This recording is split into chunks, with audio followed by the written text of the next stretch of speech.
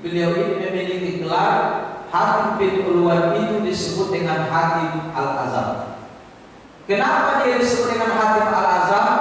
Makna Al-Azam di sini, ulama ini pernah dia dinobatkan dengan gelar ulama Situli. Situli. Lain Bapak dan Ibu paham apa makna tuli itu apa? Kalau bahasa Minang tuli itu apa itu? Kokak ya.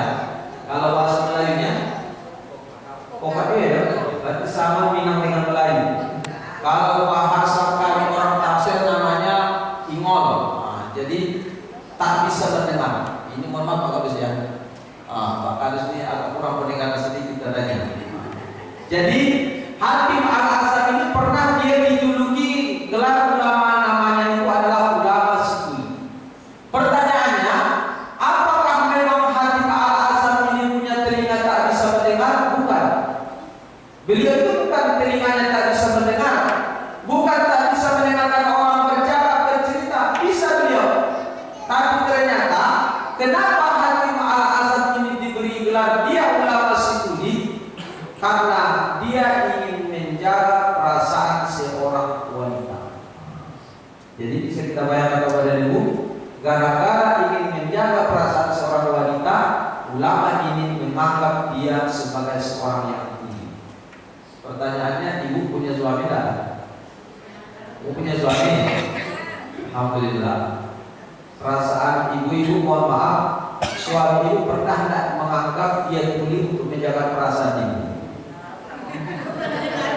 Pura-pura dengar ya, beda. Jadi kalau pura-pura dengan tidak dengar dengan tuli itu beda. Pertanyaannya, kok segitunya si Hatim Al-Azam ini menjaga perasaan seorang wanita? Siapa sih sebenarnya wanitanya ini? Apakah wanitanya ini adalah istrinya, kerabatnya, yang dekat dengan beliau? Sebenarnya tidak.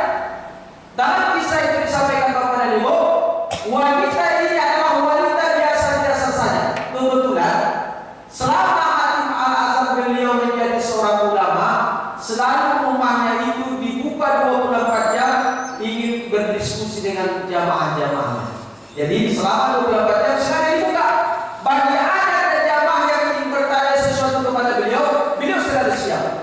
Kebetulan wanita ini pernah ingin berjumpa dengan Hatim Al-Azam.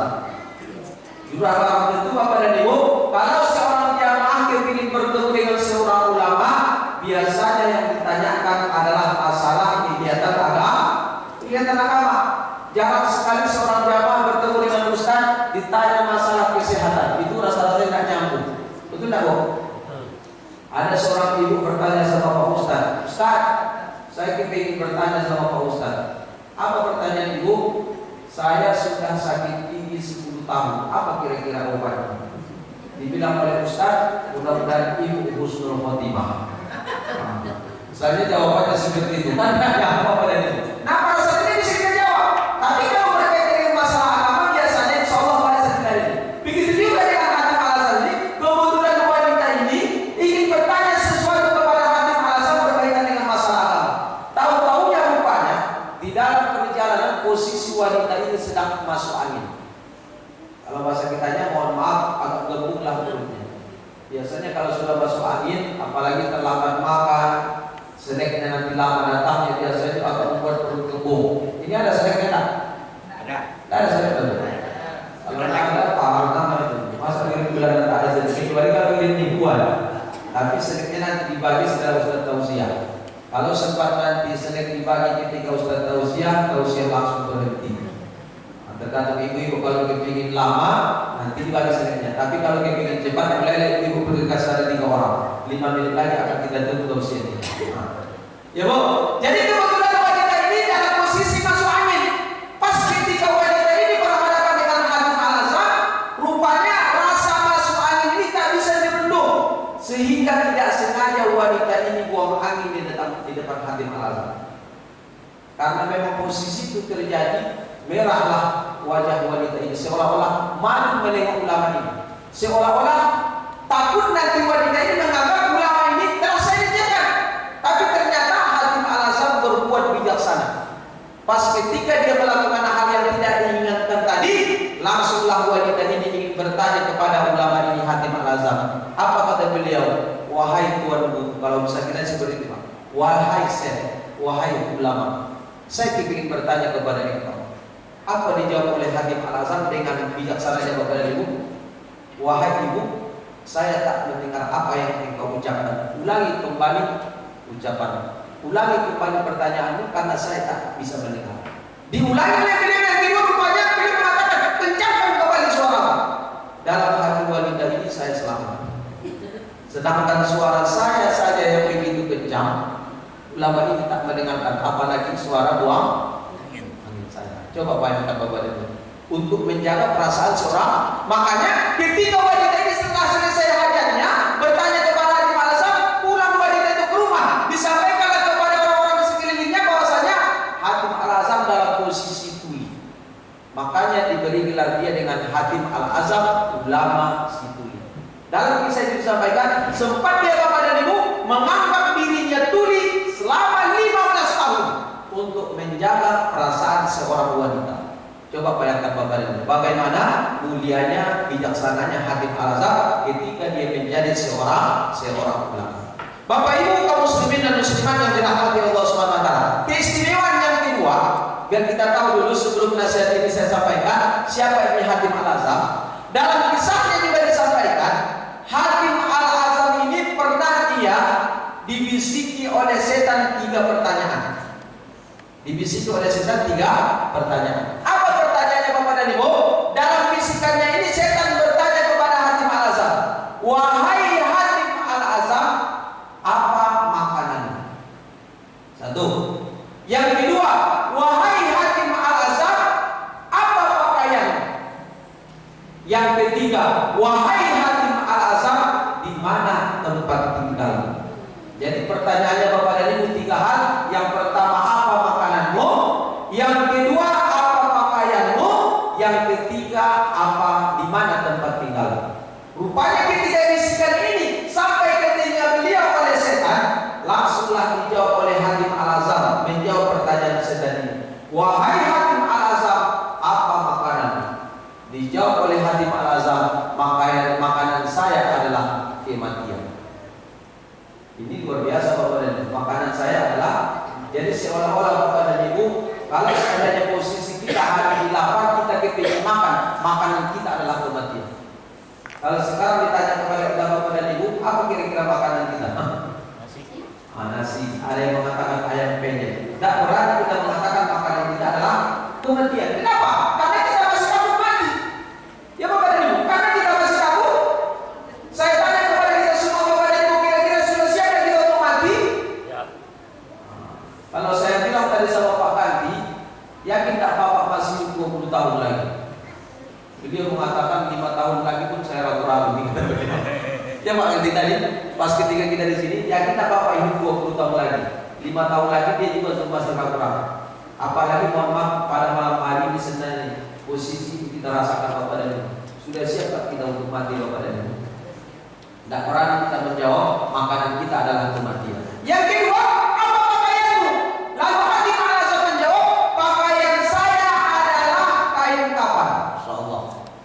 Berarti ada kaitannya dengan kematian, karena kalau orang yang meninggal dunia dipastikan pakaian yang akan dia pakai adalah kain kafan. Ada Bapak dan Ibu, mohon maaf, kalau kita meninggal dunia dibawa jubah kita yang begitu mewah. Walaupun jubah saya ini harganya murah Bu. Ini jubah saya ini murah nih harganya. Ini pemberian Pak Kades waktu beliau kemarin haji. Kemudian kemarin saya waktu umroh saya tanya ini 100.003 rupanya Pak. Tapi diberikan oleh Pak Haji, saya merasa bangga. Makanya tadi dengan saya kemarin Pak Kades juga saya, Ustaz, ada nggak peci putihnya? Waktu saya pulang umroh, sampai sekarang belum saya kasih sama beliau. Insya Allah besok saya kasih Pak ya. Lupa saya, baru saya ingat lagi malam hari ini. Kemarin dia beliau saya, Ustaz masih ada peci putihnya? Mana tahu boleh itu permintaan terakhir, Allah alhamdulillah. Hujan langsung buka, jangan ada lupa Ustaz. Jadi pakaian saya adalah kain kafan. Berikutnya, di mana tempat tinggalmu? Lalu Hatim Al-Azam menjawab, tempat tinggal saya adalah kuburan. Masya Allah. Jadi Bapak dan Ibu, 3 bentuk pertanyaan jawabannya komplek. Makanannya adalah kematian, pakaiannya adalah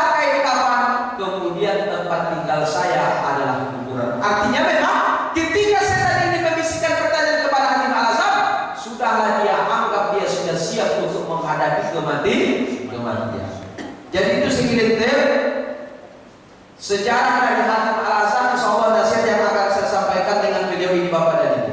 Bapak Ibu kaum muslimin dan muslimat yang dirahmati Allah Subhanahu wa taala. Lalu pertanyaannya, apa kira-kira bentuk nasihat dari beliau yang akan saya sampaikan pada malam hari ini Bapak dan Ibu? Kata beliau dalam nasihatnya, dalam kitab yang bernama Nashaikhul Ibad, karangan daripada Syekh Nawawi Al-Bantai. Beliau memberi nasihat kepada kita semua. Apa kata beliau? Al-ajalatu minasyaitan. Tergesa-gesa itu merupakan bujuk rayuan setan. Betul tak kira-kira Bapak dan Ibu?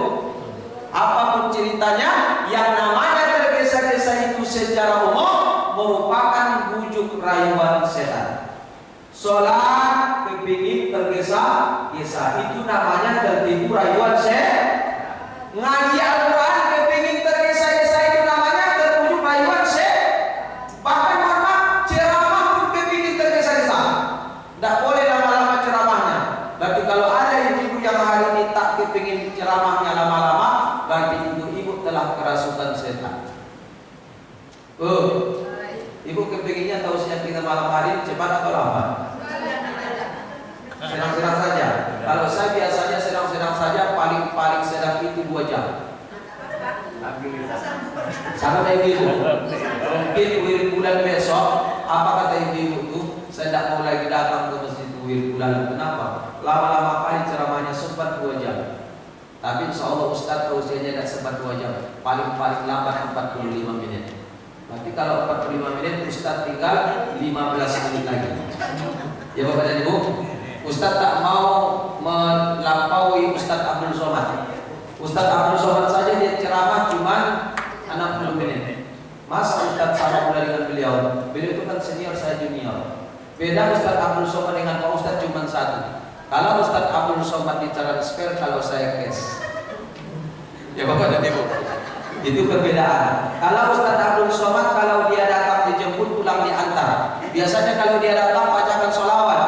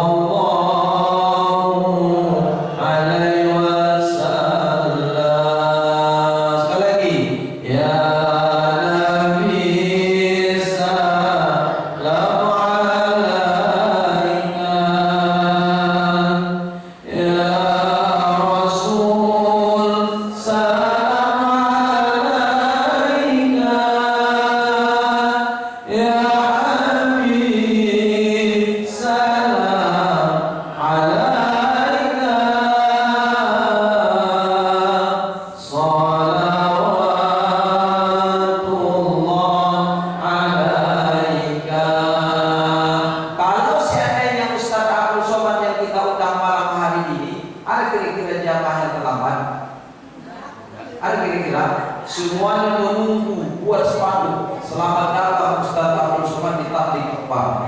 Itu kan Ustadz Abdul Somad. Coba disiapkan segala sesuatunya, sistem mantap, selektif.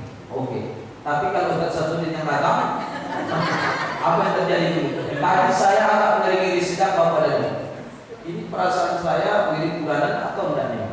Pas ketika saya sholat, pulang satu, tinggallah dia kok.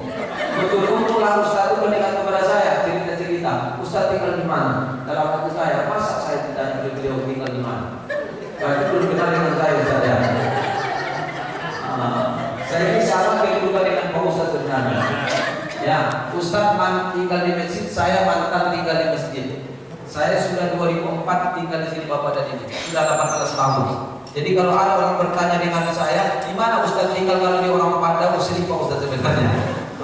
Kemudian alhamdulillah makin lama makin banyak jamaahnya. Alhamdulillah. Bapak Ibu, jadi al-ajalatu minasyaitan, tergesa-gesa itu merupakan bujuk rayuan setan. Jadi secara umum tergesa tergesa-gesa itu kita dilarang. Sholat kepingin tergesa-gesa dilarang. Apalagi Bapak dan Ibu, baca Quran kepingin tergesa-gesa dilarang. Apapun ceritanya, kegiatan kita secara umum kalau tergesa-gesa itu dilarang karena memang itu merupakan bujuk rayuan sementara setan itu jelas Allah sebutkan dalam Al-Quran, innahu lakum aduwwun, bagi kamu setan itu merupakan musuh yang sangat nyata. Tapi walaupun tergesa-gesa itu merupakan bujuk rayuan setan, kata Hatim Al-Azam, kata beliau ada setidaknya 5 hal yang disunnahkan betul kita harus kita lakukan dengan tergesa-gesa. Tak boleh kita lambat-lambatkan, tak boleh kita tunda-tunda ketika 5 hal ini kita jumpai. Bahkan Hatim Al-Azam menyebutkan wa innaha min sunani Rasulillah sallallahu alaihi wasallam, karena sesungguhnya yang 5 macam itu merupakan sunnah-sunnah Rasulullah sallallahu alaihi wasallam. Mana saja dia Bapak dan Ibu? Kata Hatim Al-Azam yang pertama, yang harus kita segerakan, tak boleh kita tunda-tunda, tak boleh kita lama-lamakan. Yang pertama kata beliau adalah ittihamut dhaifi. Ittihamut dhaifi maknanya adalah segera kita memberikan pelayanan kepada tamu. Ini jelas Bapak dan Ibu. Jadi kalau tamu itu kita undang, segera kita layani. Ustadz dianggap tamu tidak datang ke masjid ini atau keluarga biasa? Pertanyaannya langsung dilayani atau dibiarkan? Seharusnya kalau dilayani kan langsung dikasih minum. Tapi ternyata alhamdulillah Ustadz ditaruh di sini. Alhamdulillah, ini luar biasa. Langsung diamalkan kajiannya, masya Allah, tabarakallah. Saya doakan antum mudah-mudahan dapat jodoh. Dan nikah belum? Belum ya? Insyaallah jodohnya menunggu di Bali. Bali itu bagian mana? Banyak di sini yang Bapak dan Ibu ya. Usahakan jodohnya adalah orang penjahlipan. Ya Bapak dan Ibu. Jadi ittihamut dhaifi, segera kita memberikan pelayanan kepada tamu. Pak Ustaz, bagaimana cara kita melayani tamu? Apakah ketika tamu itu datang langsung kita suguhkan makanan dan minuman? Sudahkah dikatakan sebagai melayani tamu? Itu masih kulit-kulitnya Bapak dan Ibu. Jadi kalau ada tamu datang ke rumah kita, langsung kita suguhkan makanan minuman, itu masih kulit-kulitnya. Secara umum itu belum dikatakan melayani tamu. Sementara kata Rasulullah, "Mangkana yu'minu billahi wal yaumil akhir fal yukrim dhaifahu." Orang yang apabila kepingin dianggap beriman kepada Allah, percaya kepada hari akhir, ciri-cirinya mesti mereka memuliakan tamunya. Bagaimana cara kita memuliakan tamu kepada Ibu? Ada setidaknya 5 hal yang harus kita lakukan. Ini perlu kita ingatkan Bapak dan Ibu. Nanti kalau kita kedatangan tamu di rumah kita masing-masing, ya Bapak dan Ibu, karena rasa-rasanya kalau kita berkampung-kampung ini, tamu ini tak bisa kita hindarkan Bapak dan Ibu. Ibu-ibu, jamaah, oh jamaah, alhamdulillah. Ibu orang kampung atau orang kota? Nampak memang wajah kampungnya. Kita ini kan orang kampung. Budaya kita biasanya kita sering bertamu. Kalau kita tidak kedatangan tamu, kadang-kadang kita bertamu ke rumah orang. Itu biasa.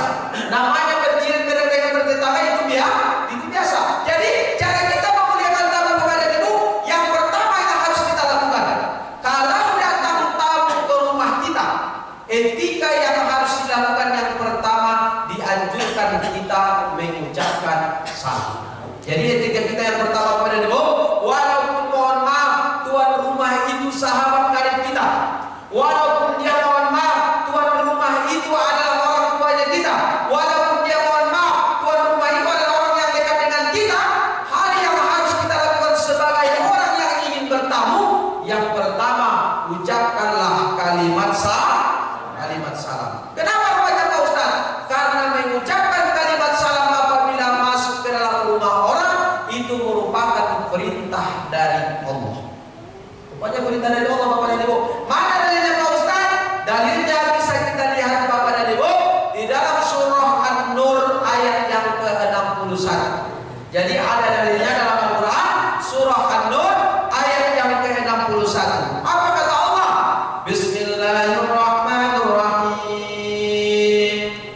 Fa idza dakhaltum buyutan fasallimu ala anfusakum. Ini sengaja secara kata, tak perlu kita tafsirkan Bapak dan Ibu ayat ini. Jelas tujuan Allah. Apa kata Allah?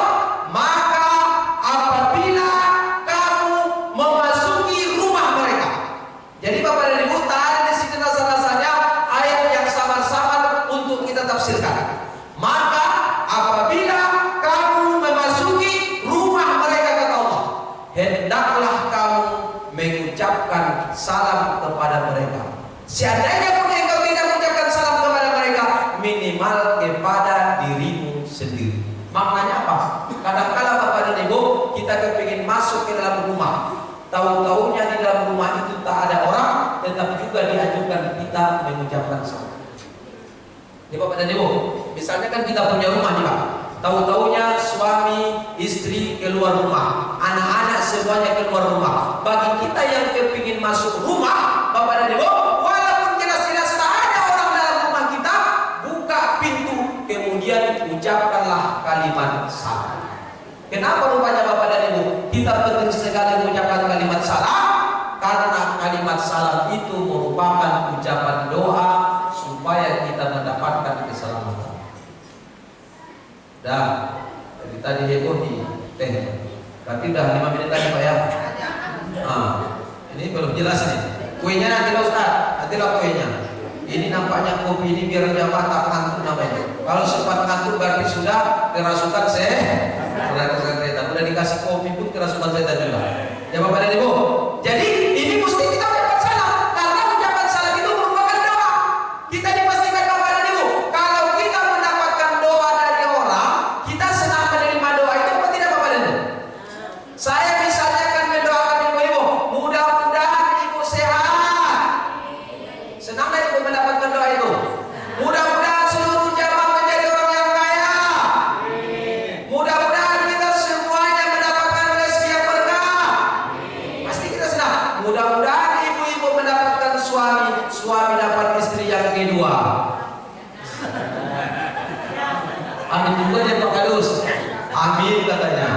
Ya Bu, janganlah Pak Ustaz, cukuplah saya satu-satunya. Jangan dijadikan yang kedua, karena biasanya yang kedua itu pasti menyayat hati. Ya Bu, ibu mau didoakan? Tak mau, pasti kepingin satu-satunya. Insya Allah ibu-ibu menjadi pacar dunia dan akhirat. Amin ya Rabbal. Kenapa rupanya Bapak dan Ibu? Karena tadi ucapan salam itu merupakan mendoakan orang. Makanya Bapak dan Ibu, etika kita kalau kita kepingin bertamu ke rumah orang, yang pertama yang harus kita lakukan, fasallimu, maka ucapkanlah salam kepada mereka. Apa itu ucapan kalimat salam? Ucapan salam dalam etika agama kita Bapak dan Ibu adalah ucapan assalamu. Ini Bapak dan Ibu rasa-rasanya tak perlu saya ajarkan lagi, tapi ini penting. Walaupun mohon maaf ini sering kita dengar, tapi sulit untuk aplikasikan. Orang kita untuk aplikasikan, kadang-kadang kita anggap ini tidak terlalu besar maknanya. Padahal mohon maaf, kalau kita mengucapkan salam, berarti kita mendoakan orang. Kemudian berikutnya, cara kita melayani tamu.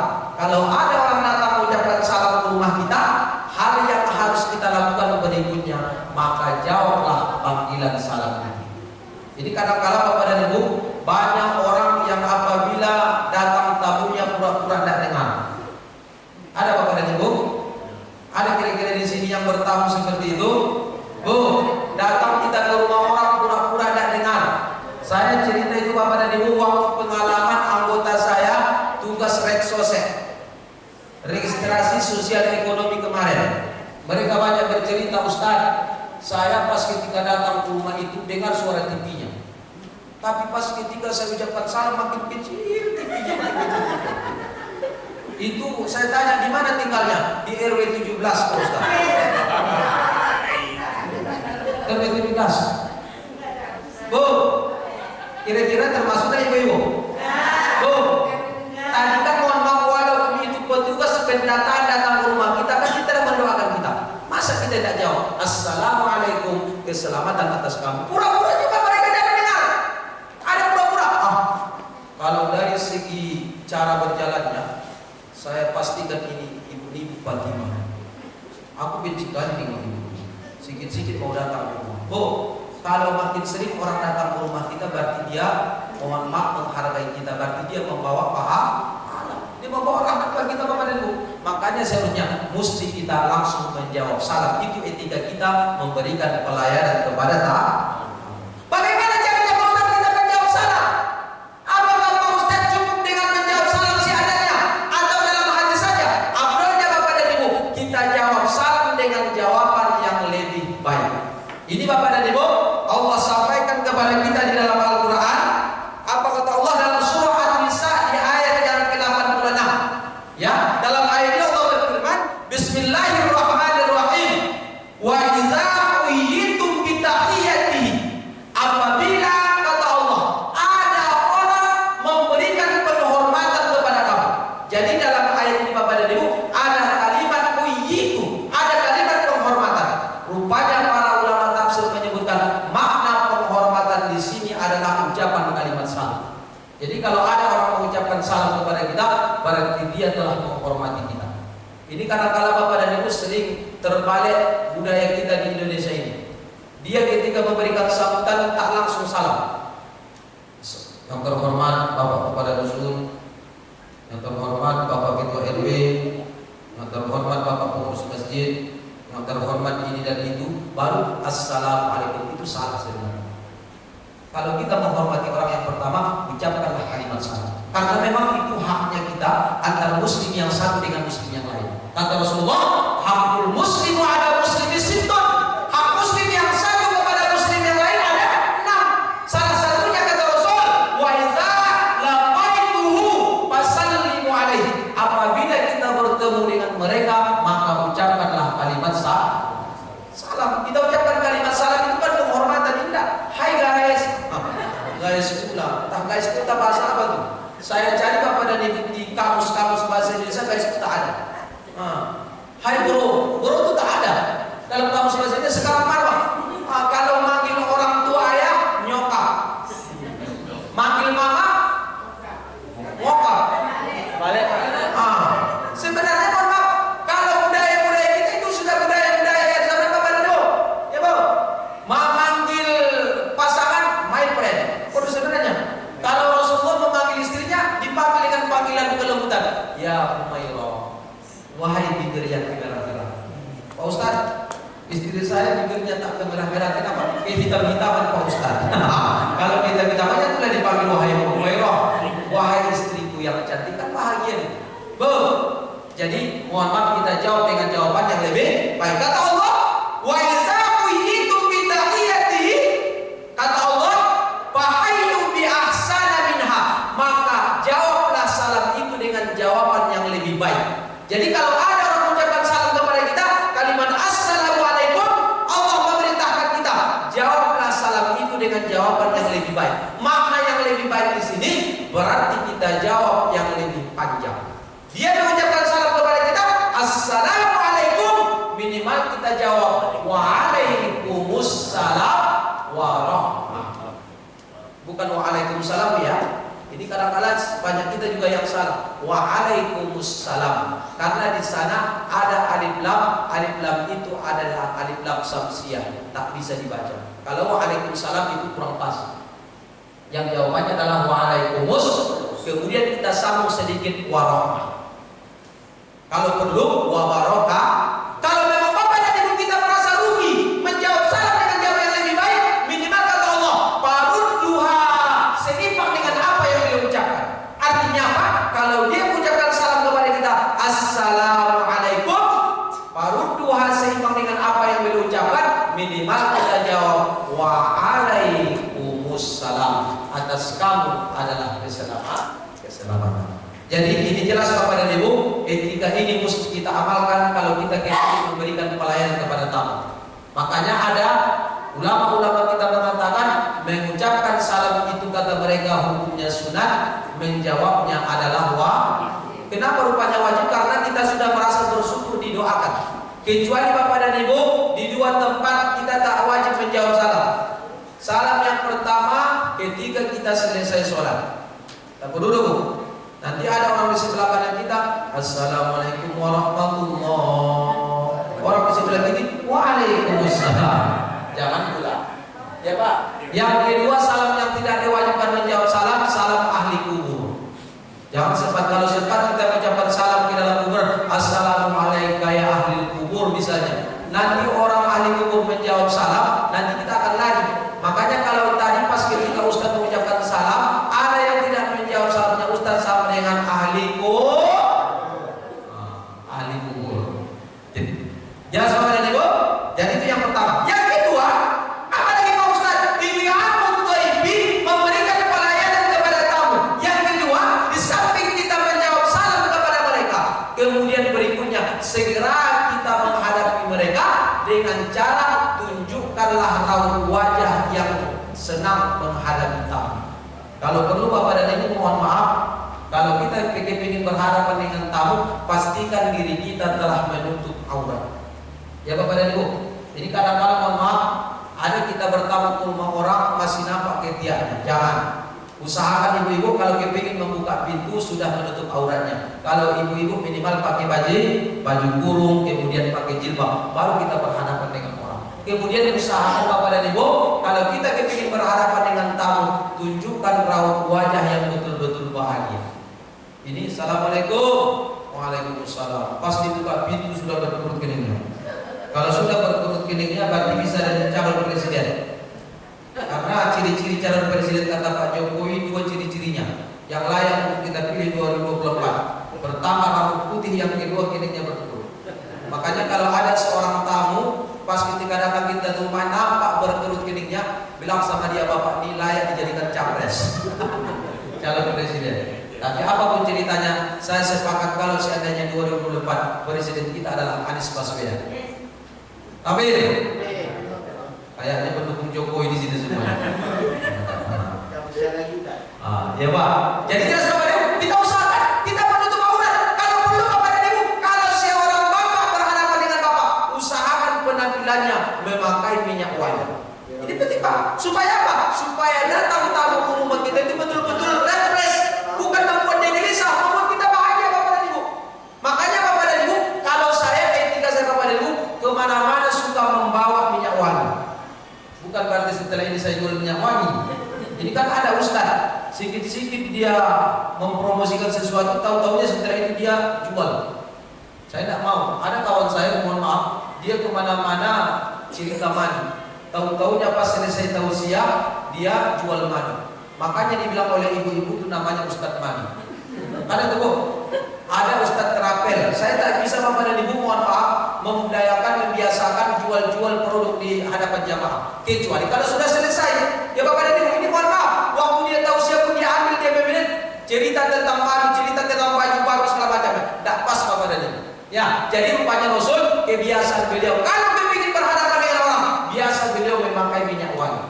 Bahkan dalam kisah kita dengar Bapak dan Ibu, karena memang Rasul terbiasa sekali Bapak dan Ibu, harusnya terbiasa Bapak dan Ibu duduk Rasul di satu tempat.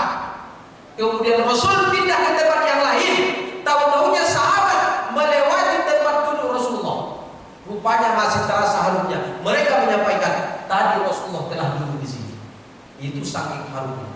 Pertanyaannya Bapak dan Ibu, kita duduk sampai 1 jam di sini, kira-kira kalau kita tinggalkan tempat ini, terasa harum atau terasa bau? Saya tak bisa perkirakan. Ya Bapak dan Ibu, seharusnya mohon maaf mesti terasa harum. Berikutnya apa lagi? Yang terakhir Bapak, saya tak panjang-panjang tausiah. Sudah 45 menit ya. Tadi saya naik jam 9, sekarang jam 9:20. Udah lewat tak? Masih sabar Bu? Masih sabar? Oke, kita lanjutkan sedikit lagi. Lalu berikutnya apa lagi? Sunnah-sunnah Rasulullah dalam kita menghadapi tamu. Ketika kita kedatangan tamu, ucapkanlah kalimat selamat datang kepada tamu. Makanya Bapak dan Ibu, di running tag kita ada kalimat ahlan wa sahlan. Ahlan wa sahlan itu kalimat penghormatan. Selamat datang wahai tamu kehormatan. Kalau Rasul dalam hadisnya, marhaban bil waqtil ladzina ja'u ghairu khazaya, kata Rasulullah. Selamat datang wahai tamu kehormatanku. Mudah-mudahan engkau tidak dalam keadaan posisi yang kecil. Itu Rasulullah.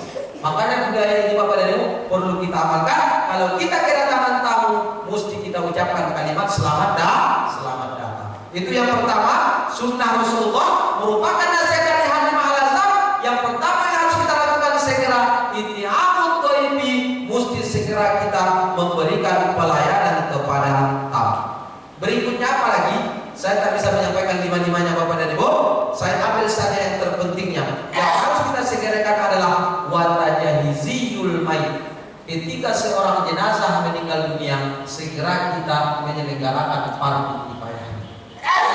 tanya nih sama anak-anak. Coba sebutkan macam-macam fardu kifayah terhadap jenazah. Apa-apa saja yang dilakukan kepada jenazah? Ada yang bisa? Yang perempuan? Ada? Ada 4. Kalau ada orang meninggal dunia, ada 4 yang harus dilakukan kepada jenazah. Coba sebutkan yang bisa. Nah, sini, ini bisa jadi. Ustaz kasih ini, cepat. Ayo, 2 orang. Yang jilbab itu, sini. Ada yang perempuan. Ini saya cukup merasa bangga. Wirid bulanan biasanya jarang hadir anak-anak. Biasanya orang yang sudah mau mati aja wirid bulanan. Ini alhamdulillah anak-anak hadir. Ada lagi yang perempuan? Ustaz kasih dia. Ada. Ini yang jilbab merah, yang jilbab pink. Sampingnya. Ayo. Ya, oke. Ayo nak, cepat. Ini penting untuk kenang-kenangan sama kalian. Ayo, 1 orang. Siapa nama Bunda? Jual. Nama panjangnya? Nyola. Oh, di tengah-tengah pula Muhammad. Nyola Muhammad Jual. Ada ayahnya sini. Oh, ada ayahnya. Jangan marah Pak. Saya nanya aja. Karena kadang-kadang hadir anak-anak dia perwakilan dari orang tuanya. Kenapa ayahnya tidak datang? Ayah saya nonton Piala Dunia. Ayah saya nonton final Liga. Apa? Siapa namanya? Asyifa. Alhamdulillah Asyifa. Bagus. Juan, coba sebutkan kalau ada orang meninggal dunia, apa yang dilakukan kepada jenazah? 1. Yang tahu apa? Tidak tahu. Oke, apa? Apa? Menyolat. Terus apa lagi? Inilah. Makanya penting Bapak dan Ibu, anak-anak kita ajari. Mereka sebenarnya mungkin tahu tapi mungkin grogi. Yang pertama, kalau ada orang meninggal dunia, yang dilakukan kepada jenazah hukumnya fardu kifayah. Fardu kifayah itu artinya sebahagian kita menyelenggarakan itu, selesai kewajiban kita 1 tahun. Itu namanya fardu kifayah. Kalau fardu ain, wajib untuk diri kita masing-masing, tak boleh diwakilkan. Contoh sholat, tak boleh diwakilkan. Ya, ini mohon maaf ada bapak-bapak, ayo sholat, berangkatlah Ustaz ke masjid. Apa katanya? Pak, ke masjid Pak, wakilkan aja lah Pak Ustaz, enak kali. Yang tidak bisa diwakilkan kalau sholat ya. Tapi kalau fardu kifayah boleh diwakilkan. Seandainya 3 orang saja menyelenggarakan, selesai kewajiban kita. Pertama, memandikan. Yang kedua, mengkafani. Yang ketiga, menyolatkan. Yang keempat, menguburkan. Coba pertama Pak, memandikan. Yang kedua, mengkafani. Yang ketiga, menyolatkan. Yang keempat, memandikan juga lagi. Sudah dimandikan, 3 kali dimandikan lagi. Ya, coba berdua. Pertama, memandi. Yang kedua, mengkafani. Yang ketiga, menyolatkan. Yang keempat, menguburkan. Ini pentingnya. Kalau seandainya posisi ini terjadi nanti dengan diri kalian, punya orang tua kan? Sayang sama orang tua. Sayang sama orang tua seperti apa? Orang tuanya mohon maaf berangkat pagi ke kerja pulang sore. Pernah tidak menengok orang tua menangis? Pernah tidak menengok orang tua kecapean? Mungkin kita bayangkan wajah orang tuanya, bapak dan ibu, termasuk orang tua kita. Pernah mungkin bapak dan ibu akibat dia mencari nafkah terbakar punggungnya dengan teriknya matahari. Mohon maaf ada pecah-pecah punggungnya. Dia mengatakan, ya Allah, sakit sekali kehidupan yang hamba rasakan saat ini ya Allah. Jangan sempat anakku merasakan seperti apa yang saya rasakan. Betul tak? Makanya melihat anak kita itu mohon maaf, cuma tujuan mereka satu nanti. Kalau orang tua kita meninggal dunia, kita yang mematikan. Jelas tujuan? Kalau orang tua kita nanti meninggal dunia, jual yang mengkafani. Setuju? Kalau orang tua kita nanti meninggal dunia, jual yang menjadi imam. Bahagia orang tua kita. Bapak dan Ibu, apapun ceritanya hari ini, puncak dari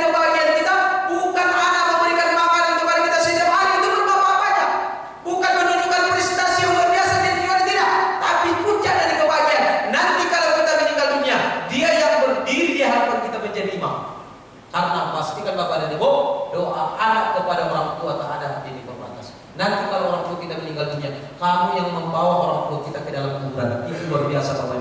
Tak ada di puncak kebahagiaan yang dirasakan kecuali hayat saya. Oke, Syifa Jua. Oke, Bismillahirrahmanirrahim. Ini berapa dapat ya? Berarti 10.000 bagi 2. Ini ada 5.000 Ustaz. Ini 5.000 Ustaz. Gini lah. Ada lagi. 5.000 nih. Ini kan laki-laki, kamu kan perempuan. Nah, ini 10.000. Ini 5.000. Iya, ingat ya pesan Pak Ustaz ya. Ya. Jual menjadi anak yang soleh, Syifa menjadi anak yang soleh. Amin. Ya Rabbal alamin. Sudah tengah 10 Bapak dan Ibu, rasa-rasanya tahu sih tidak terlalu kita